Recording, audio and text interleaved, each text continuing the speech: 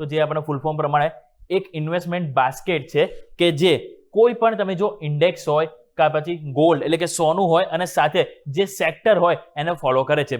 એટલે સિમ્પલ કે આપણે સાંભળ્યું છે કે નિફ્ટીના ઇટીએફમાં રોકાણ કરવું જોઈએ, ગોલ્ડના ઇટીએફ જ્યારે સોનું ચાંદી જબરદસ્ત વધતું હતું ત્યારે આપણે સૌ કોઈ સાંભળતા કે ગોલ્ડ ઇટીએફમાં રોકાણ કર્યું હોય તો આટલું સરસ આપણને રિટર્ન બનતું હોય, રાઈટ? હવે એ શું છે એને આજે આપણે સમજીએ. અને સેક્ટર ઇટીએફ, હવે તમે જુઓ તો સ્ટોક માર્કેટમાં સ્ટોકની જેમ જ અહીંયા રોકાણ કરી શકાય છે. એની પણ પ્રાઇસ હોય છે 200 રૂપિયા, 300 રૂપિયા. આપણે ફોર એક્ઝામ્પલ 20,000 રૂપિયા ઇન્વેસ્ટ કરવા છે એટલે 200 રૂપિયાની પ્રાઇસ છે એટલે આપણે 100 ઇટીએફ આપણા પોર્ટફોલિયો કહેવાય ને ડીમેટમાં આવી જશે. સિમ્પલ. એટલે જેમ સ્ટોકમાં આપણે બાઇંગ સેલિંગ કરીએ છીએ એવી જ રીતે અહીંયા આપણે બાઇંગ સેલિંગ કરતા હોઈએ છીએ. હવે તમે જો ETF એટલે કે જે ફંડ હોય છે કે જેમાં સ્ટોકની જેમ જ કારોબાર થાય છે અને એકથી વધુ શેરનો સમાવેશ ETFમાં થતો હોય છે. એટલે કે માત્ર કોઈ એક શેરનું ETF નથી હોતો, અહીંયા મલ્ટિપલ શેર હોય છે કે જેનું બાસ્કેટ હોય છે કે જેનું અહીંયા ETF હોય છે. જેમ આપણે અહીંયા સાંભળ્યું નિફ્ટી છે, તમે જો સેન્સેક્સ છે, મિડ કેપ, સ્મોલ કેપ, એવી રીતે આપણે અહીંયા ETF હોય છે.